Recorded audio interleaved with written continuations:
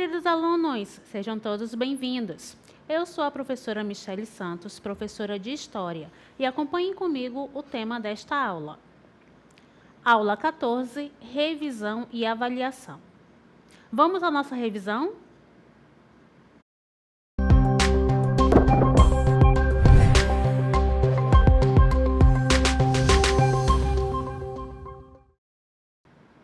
Olá, queridos, iniciamos neste momento a nossa revisão e vamos falar sobre a relação entre as sociedades indígenas e a natureza, certo? Acompanhem comigo. Relação das sociedades indígenas com a natureza. Começando que há uma relação espiritual, cultural e prática, certo? Compreensão total do ambiente. A natureza, para essas sociedades indígenas, é um ente vivo e sagrado. E, por conta disso, os seres humanos devem interagir de forma respeitosa e equilibrada com a natureza. Nesse contexto, vamos observar que há uma relação amistosa entre as sociedades indígenas e a natureza. A natureza não é apenas um meio de sobrevivência para essas comunidades, e sim um ente sagrado, um ser vivo que deve, se prestar respeito e se prestar também homenagens de acordo com a cultura desses povos indígenas. Por conta disso, nós trouxemos um mapa mental para vocês sobre os cacicados complexos. O que seriam esses cacicados complexos? Primeiro, precisamos ter em mente que cacicados complexos refere-se justamente à figura do cacique como uma figura principalmente política, certo? Ele vai concentrar um poder administrativo e político dentro dessa sociedade. Então, qual é o conceito de cacicados complexos? Organização social e política de algumas sociedades indígenas pré-coloniais na Amazônia. Então, há relatos de que, quando os portugueses aqui aportaram, viram sociedades que não tinham uma organização, certo? Mas, dentro do contexto amazônico, havia, sim, um estabelecimento de relações, tanto políticas quanto econômicas e sociais, e prova disso são os cacicados complexos. Então, dentro desses cacicados complexos, vamos observar a sua estrutura política, que se baseia na hierarquia, em que o cacique tem o poder político, econômico e militar. Então, olha só todos os poderes que estão nas mãos do cacique, certo? E eles também tinham a formação de um exército permanente. Mas, professora, exército permanente? Sim, dentro da lógica das sociedades indígenas havia, sim, a formação de um grupo que estava pronto para guerrear se fosse necessário. Lembrando que as guerras intertribais, elas eram constantes, então era uma prática comum dentro das sociedades indígenas.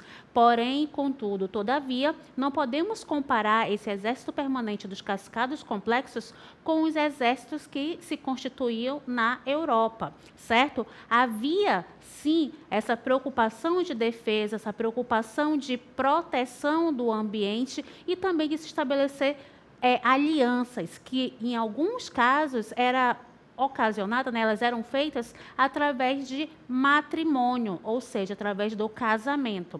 Então, a economia dos cacicados se baseia na coleta de tributos, redistribuição de recursos também, uma vez que o cacique recolhe tudo e depois faz a redistribuição de acordo com como melhor convier para a sociedade a qual ele está à frente.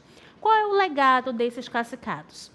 Capacidade de adaptação, gerenciamento de recursos naturais e humanos e também os aldeamentos densamente habitados. Quando se fala dessa questão de capacidade de adaptação, é porque esses povos indígenas eles vão se adaptar de acordo com as condições climáticas, de acordo com a cheia e a vazante dos rios. Então, tudo isso vai fazer com que esses povos eles se adequem às questões naturais, certo? E quais são os principais exemplos dos cacicados? Omáguas, no Médio e Alto Amazonas, Tapajós, no Baixo Amazonas, e algumas tribos da ilha de Marajó são exemplos desses cacicados complexos, ok? Então, deu para entender bem o que seriam esses cacicados, né? Dentro do contexto da região amazônica, ok? Então, acompanhem comigo as sociedades indígenas pré-colombianas, ou seja, aquelas sociedades que já existiam no território antes da chegada dos europeus. Então, o primeiro grupo, né, seriam os caçadores, coletores e primeiros agricultores.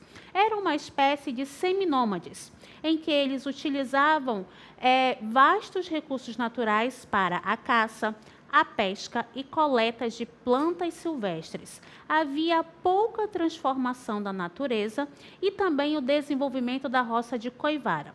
Professora, roça de Coivara? Sim, acompanhem comigo. Trouxemos aqui uma imagem para vocês, certo? Justamente dessa roça de Coivara. Para quem não sabe, Coivara significa queimada, né, da língua tupi. Então, Coivara é uma técnica de preparo da terra para o plantio. Ela consiste em cortar e queimar a vegetação de um terreno para limpá-lo e adubá-lo com as cinzas. Dentre seus pontos negativos está o desmatamento intencional ou acidental, por conta da prática da queimada. Olha só, não falei há pouco que Coivara significa queimadas, né? Então, outro aspecto negativo é que ela gera poluição do ar com a queima de vegetais ou da vegetação. Mas é importante nós frisarmos que a coivara praticada pelas sociedades tradicionais indígenas, ela tem uma característica diferenciada. Eles faziam esse processo de queimada, então durante 3 anos, mais ou menos, eles produziam ali a sua agricultura e depois eles saíam daquela área e iam para outra região para a produção da agricultura e deixava aquela área que tinha sido devastada em pousio, ou seja, em repouso. Isso girava em torno de 10 a 20 anos, de acordo com a dinâmica desses povos indígenas, certo? Então, havia o tempo de repouso e de recuperação natural do solo, ok?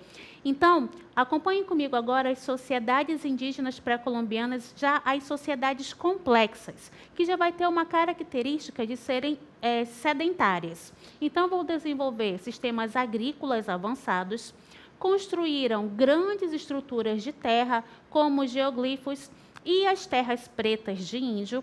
Professor, o que é geoglifos? Eram áreas em que esses povos pré-colombianos eles demarcaram.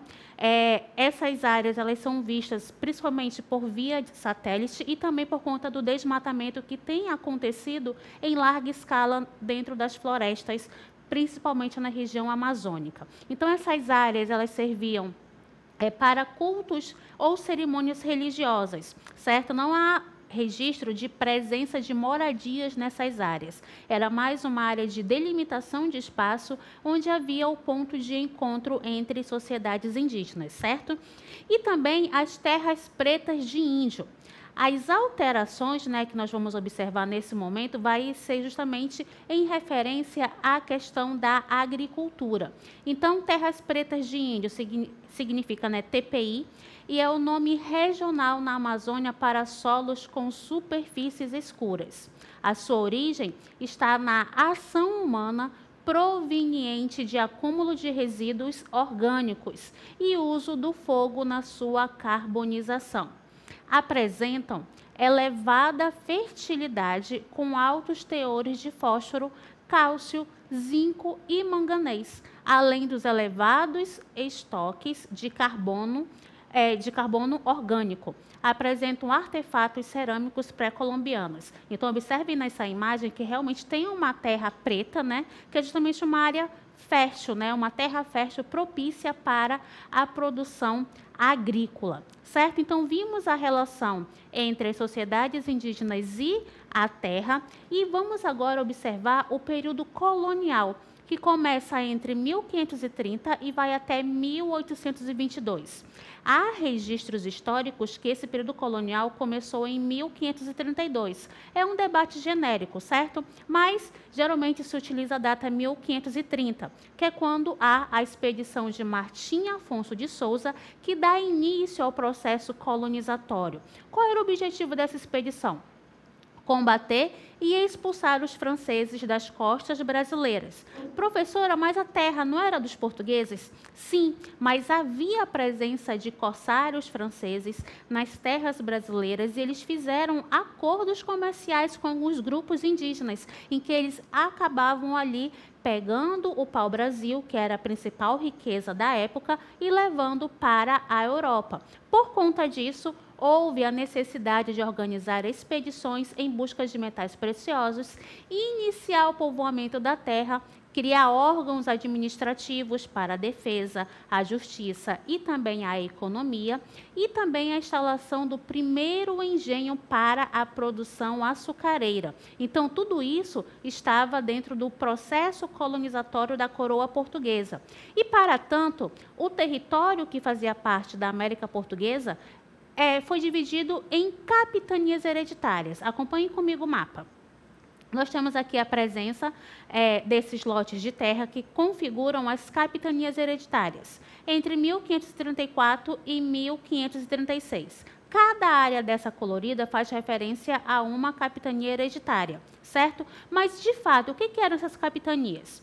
15 lotes de terras, são essas terras, essas áreas que foram cortadas, foram divididas, que foram entregues a 12 donatários. Quem seriam esses donatários? Justamente aquelas pessoas que ficariam à frente dessas capitanias, os responsáveis. E esses donatários, eles recebiam 2 documentos. A carta de doação, certo? O que seria a carta de doação? Garantia aos colonos o direito de exploração da terra, e a carta foral, que estabelecia os direitos e deveres do donatário. Era uma espécie de código tributário. Então, essas são as características gerais dessas capitanias.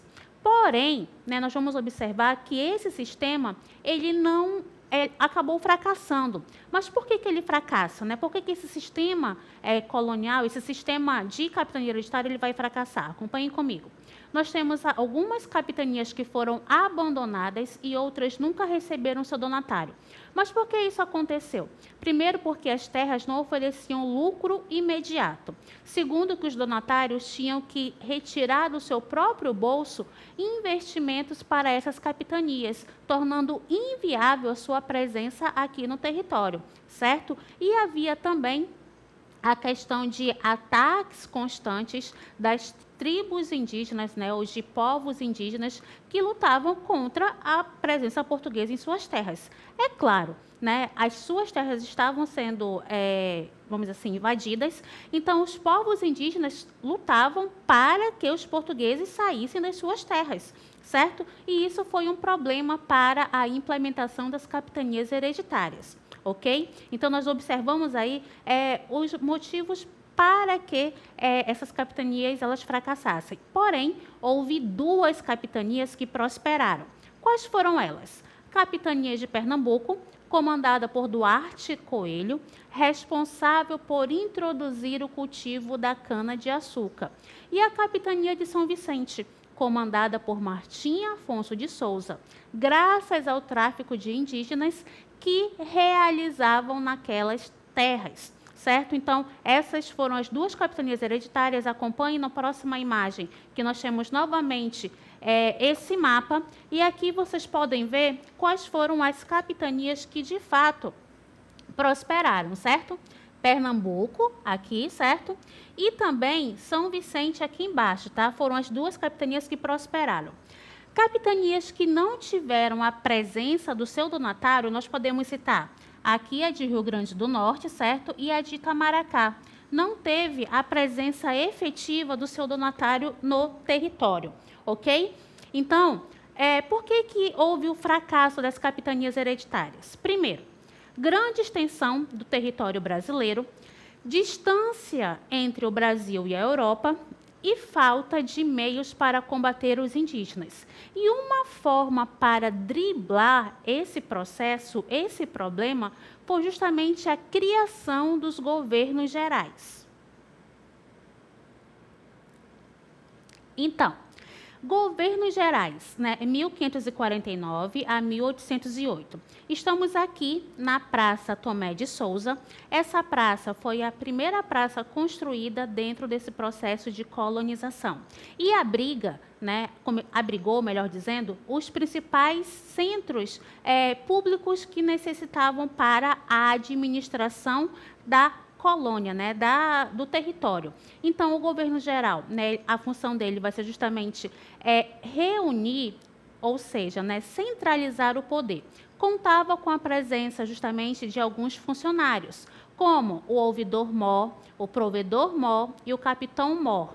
Temos também a presença das capitanias hereditárias, porque o governo geral ele não vai aniquilar as capitanias, ou seja, vai coexistir. Porém, o governo geral ele vai centralizar a administração.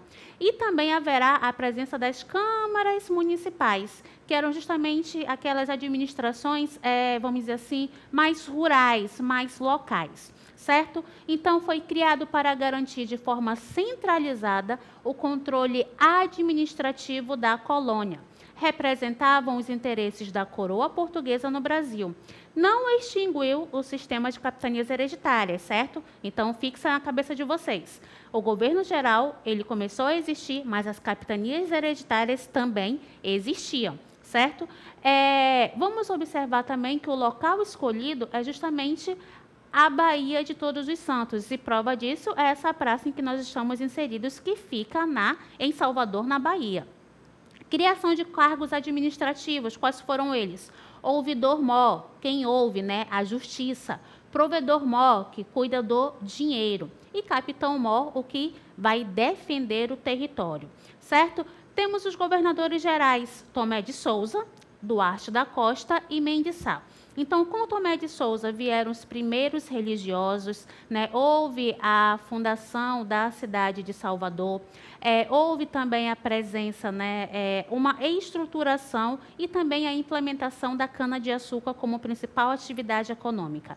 Duarte da Costa teve seu governo marcado pela invasão francesa e Mendes Sá teve seu governo marcado justamente pela expulsão dos franceses, certo, do território. As câmaras municipais foram os principais órgãos administrativos no Brasil colonial, exercendo um papel essencial na vida local e também na vida cotidiana das vilas e cidades, certo? No entanto, eram dominadas pelas elites e tinham um caráter excludente, refletindo as desigualdades de sociedade colonial. Vale lembrar, né, que as câmaras municipais, elas tinham seu representante chamados de homens bons, que eram justamente aquelas pessoas que estavam à frente de um poder político dentro dessas câmaras municipais, ok? Então, nós vimos a estrutura política, a estrutura econômica, agora vamos ver as questões culturais desse processo de colonização.